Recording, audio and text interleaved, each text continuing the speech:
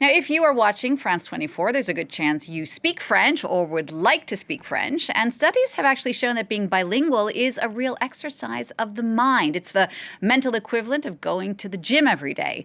But for many bilingual families, there's sometimes an adaptation period with children before the penny drops, so to speak, and both languages kick in the way we want them to. Fortunately, there are a lot of ways that technology can help when it comes to bilingual kids, and we're going to talk more about that now with digital parenting expert Dr. Elizabeth Milovidov, who's the founder of digitalparentingcoach.com. Hi, Elizabeth. Hello. Thank you so much for coming on the show. It's always great to have you.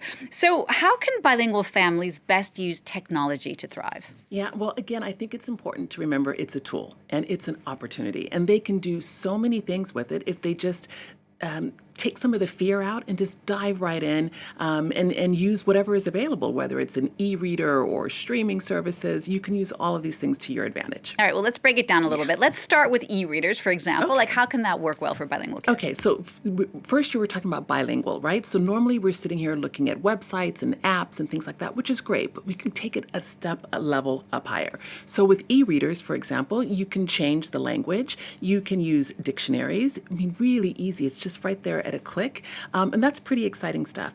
If you have reluctant readers, you can also change the fonts. My son, for a while, we didn't know if he was dyslexic, and so we were able to change the fonts and kind of make it a gamified way of playing, and that really helped for him to, read in French, read in English. All right, what about something like streaming? What's the best thing there? So for sure, for streaming, I mean, obviously we can change the languages, we can add subtitles, you can kind of make a family movie night. And what's kind of important is to keep the language for that device, if you can. So what I mean by that is that when we're talking about one person, one language, if we know that, Friday night's going to be French movie night, well, that's it. That's what we're going to be doing with the television. There are other things in your own home, like home assistants, whether you're talking with your smartphone, and saying, hey Siri, or Google or Alexa, what have you. You can change the languages there as well. You can also do conversations, believe it or not. You can do pronunciation practices. It's not 100% foolproof, but it gets you a good start. And would a home assistant get your accent if you have a strong accent in another language? It depends. It's something to play around with for sure. Like I said, it's not 100% foolproof, but this is also part of the fun of technology. And you want your children to learn, and learning a language when it's fun is definitely a step above. What about outside the home? Things you're talking about, virtual reality immersion, things like that. Yeah. Well, actually, it's not outside the home. That's still when we're inside our home and we want to go to this other little adventure. And so that's things like, and this is thanks to the pandemic, actually, where we started seeing more VR immersive experiences. So we can go to the Smithsonian if we'd like, and we can watch that tour in English. We can go to the Louvre and we can watch that tour in French, or we can go to the Museo del Prado and watch in Spanish.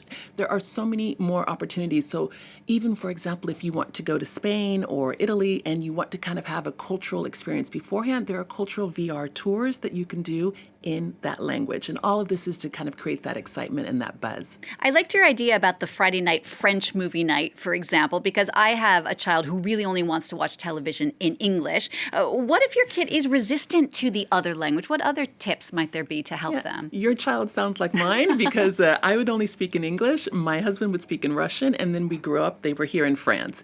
And so they would answer in French all the time. And I'm like, what happened? I'm speaking to you in English. So just like with anything, you don't give up, and you keep on showing your values, your customs, talking about American things, or even going back in the day. So for example, showing them old cartoons that we watched, like Mighty Dog and things like that, Mighty Mouse and Underdog. That brings them more into the experience, and it makes it more fun.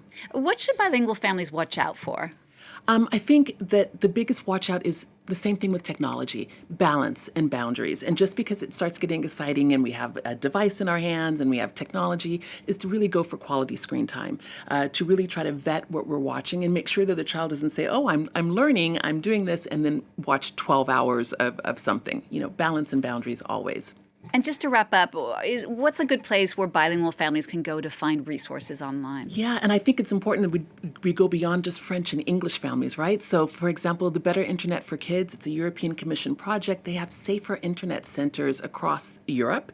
You can find all sorts of resources, and I think I want to say around 27 languages, but I think I'm mistaken. It's a little bit less, but still, you can find it. If it's in another language, they will be able to help you out. All right. Well, Elizabeth, thank you so much for coming on and pleasure. speaking to us. That's digital parenting expert, Dr. Elizabeth Milovidov, the founder of digitalparentingcoach.com. Thanks so much for coming on the show.